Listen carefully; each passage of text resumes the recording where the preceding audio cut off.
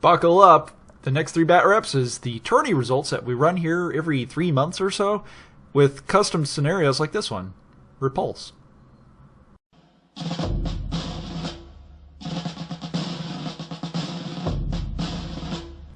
For these scenarios, I'm going to do a hammer and anvil kind of thing with a Titan 2 and a Preda, while my buddy Fatbird is bringing on that venerable Blood Asp and a Ryokan E.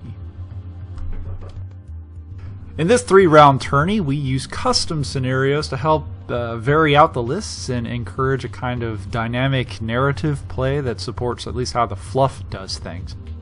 And in this scenario, Repulse, you set up half of your BV, or at least the defender does, on the board in a prepared position, in this case kind of like a mech foxhole, and then the other stuff has to come onto the board and defend it. Beyond that, though, the objective is just to cripple the opponent.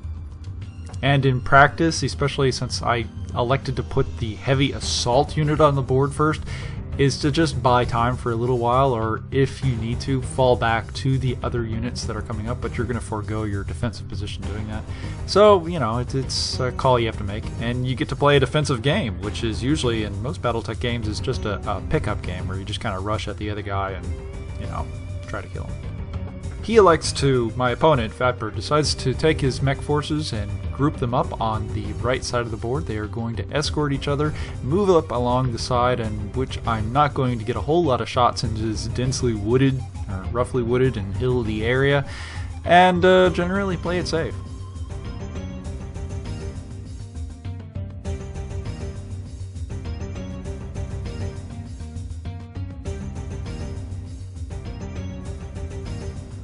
And as he dashes towards the river, he starts slowing down just a little because he has to pay for the movement to get in there, and he can't do it running.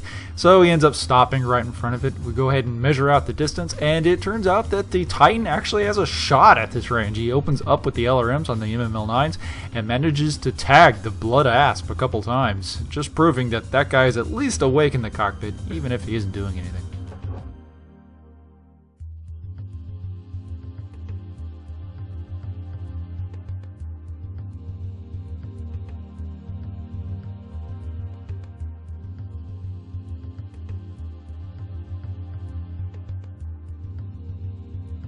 He continues to make his way across the river. Reinforcements have yet to show up until this point. We keep rolling for the reinforcements because they are delayed in this scenario.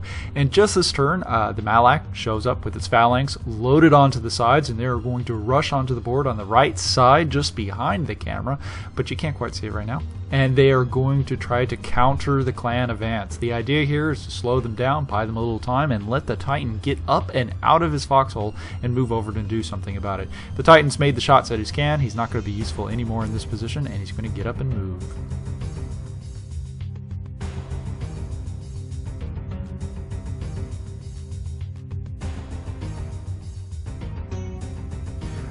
Though the Preda has made it onto the board, he is hauling ass towards that hill on the right side of the board. He's going to drop off the Phalanx battle armor up there with their SRM4 packs. They actually make a very nice kind of cheap SRM carrier. In some ways it's way more flexible. Meanwhile, Blood Asp enters the water, completely botches it, falls over, completely destroys his ego, but otherwise leaves the mech mostly in one piece. Doesn't threshold anything, so it doesn't fill any of the water. Doesn't fill any of the sections and otherwise destroy it, but it's rather foreboding because there's going to be a tourney round later on where he wishes that wasn't the case. In fact, I do believe it's the 3rd tourney round that he manages to take a shot into the torso, loses all the armor on it, falls over in the water, and otherwise completely destroys the mech. It was otherwise in pretty good condition, but not this time. So he gets back up and he begins moving forward. Nonetheless, the Blood Asp is moving forward, and it has been slowed down. It's separated a little bit from the Ryokan, so I go ahead and take a look at what the Ryokan can do in one turn. On the turn that the Preda is going to be most vulnerable, dismounting its infantry, and I correctly predict the direction he's going to go, and I end up hiding him behind the hill because I want to get that defensive modifier. The Preda is a nice mech, but it's not going to be able to take it on the chin from that Ryokan, or at least that's a mistake I've done before, and it's not one I was eager to repeat.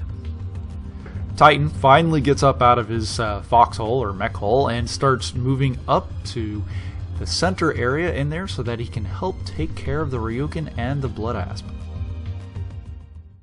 This ubiquitous piece of equipment is seen all over the Inner Sphere, but no one wants to take ownership of the new model. Can you name what it is?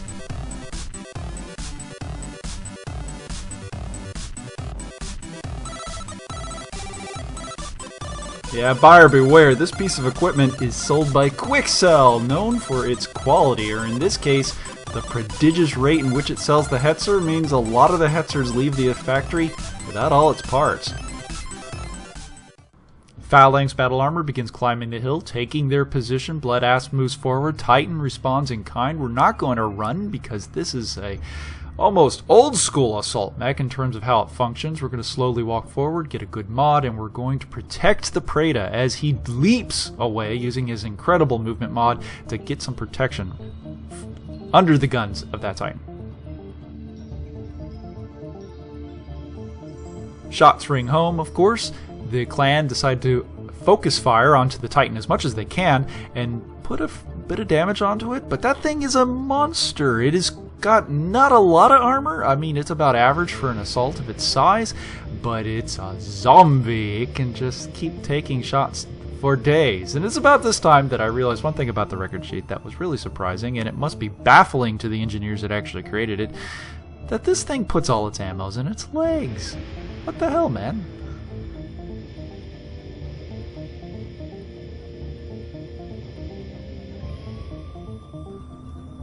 Fatbird goes ahead and allocates the Blood Asp early in his initiative track, moving him forward, completely unaware of the threat bubble that Preda with its improved jump jets is, and I leap across the field into its back. Of course, that's an assault mech. It's going to take a couple turns of shots to do it, but you know what? Any back shot's a good shot, and having the battle armor around to sink for a turn is really, really useful.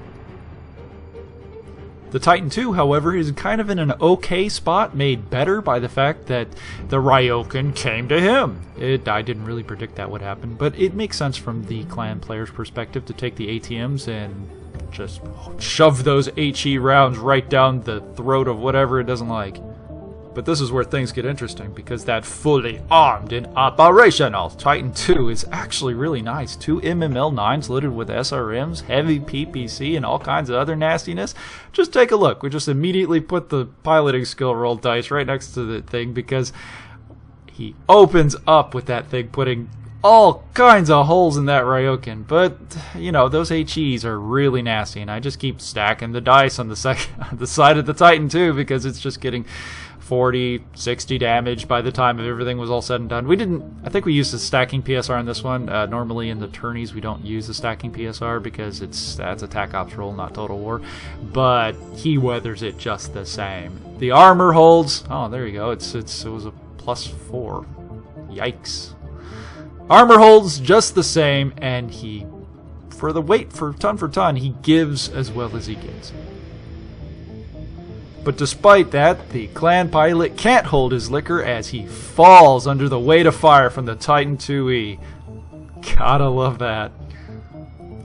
We even open up with the SRMs off of the Phalanx and the Gauss rifles, but they also miss. It was kind of a shame. It's only a 2-shot, so you gotta make them count.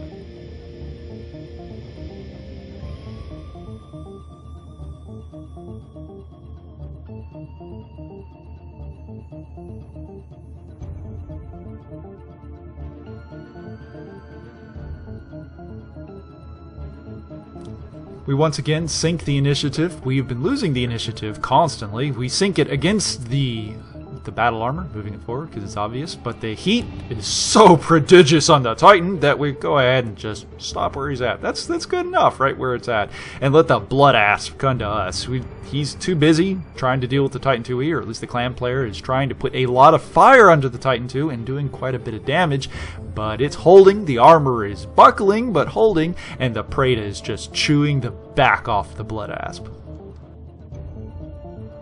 This turn, however, we are a little bit more selective on the weapons we fire off the Titan II, because it is, again, it's like an old school assault mech. It's got a lot of weapons, but more than it can shoot in any given turn. We already alphaed the turn before, it's got a lot of heat problems, it can barely move, so we go ahead and pick and choose what we can fire off of it, the MML9 being the go-to weapon at 3 hexes away, as well as the heavy PPC.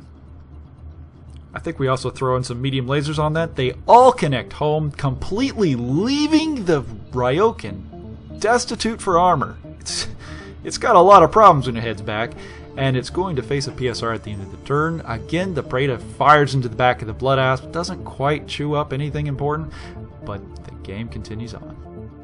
Things start getting dicey for the Word of Blake. I have put a lot of damage on both of the clan mechs, but we haven't quite put any of them down. We got 1 reload left on the Phalanx battle armor. We are really close, and the Titan is overheating. Again, they actually lost initiative, so they move the Blood Asp forward. I sync with the infantry and the Titan, begin moving the Preda into its rear arc, but the Ryokan hunts it down, trying to get the Preda off the back of the Blood Asp because it cannot survive another turn of rear shots. The Phalanx SRMs open up on the Blood Asp, miss. It's a devastating shot, but speaking of devastating, the Titan II turns around, opens up with its heavy PPC, kablam! Blows the head off the Ryokan. It wasn't even what we were aiming for. He was the primary target, and we secondaried against the Blood Asp, putting a lot of damage into it, but we ended up killing the Ryokan through a headshot. Ryokan gives as good as it gets, or at least he tries, and he puts a lot of damage onto the Preda, but the Preda shrugs it off. It's been missing everything. Nobody's really been shooting at the Preda, and that's just wonderful.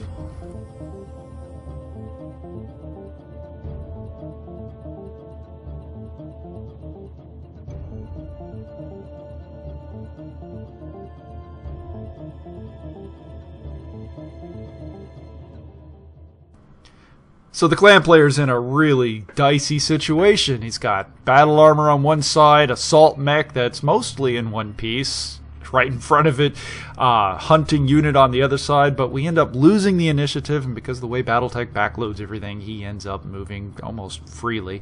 I'm not allowed to get into the back shot. He backs up with the Blood Asp. I try to move around with the Titan to try to take care of it because of line of sight shenanigans, and whoever chooses who shoots first, or the defender gets to choose whether or not something is in partial cover or not. We end up calling partial cover for both units, which ends up being fortuitous because the Blood Asp opens up with everything and almost everything hits the ground, nailing the legs. I decide to turn around with a Titan II and starts loading him full of shells. We're going to alpha strike with this monstrosity because we just need to put it down. We're actually surplus for mechs right now because it's 3-1, right? Or at least 2-1. But the Titan does take enough damage to force a PSR. He was asleep at the wheel this time, falls over, falls down, goes to make an ammo explosion check, 6+, fine, 4+, no! Leg goes up in a cacophony of explosions as the Titan IIe is done in by its own user. Well, okay, that's unexpected, but, you know, this is how Battletech plays. Well, the horror. So, okay, we lost the assault mech. That's kind of our ace in the hole. Now we've got the Blood Asp, which is kind of dinged up. It's got a lot of holes in its back, facing off against the Preda. So long as I win initiative, it's going to be fine. And with that really high to move mod, I should be okay. So I leap forward into the face of the Blood Asp because I got to get close. I can't play a long-range game against it. Now, I don't have to do much damage. I just got to put this guy into forced withdrawal, and I win the match. Of course, he's in the same area, so it comes down to a couple die rolls. I open up with the lasers, hit right torso, left torso, center torso, everything that I can hope for, but it doesn't quite put him down. He turns around, opens up with everything in the arsenal, and manages to get enough internal structure hits to put the thing into forced withdrawal and calling the game right then and there. It was a hard-fought match, and it went right down to the wire, and to be fair, it was because I made a couple of interesting choices, and they were all the wrong decisions. This has been an Ouchies Batrep, and I just clutched defeat from the jaws of victory.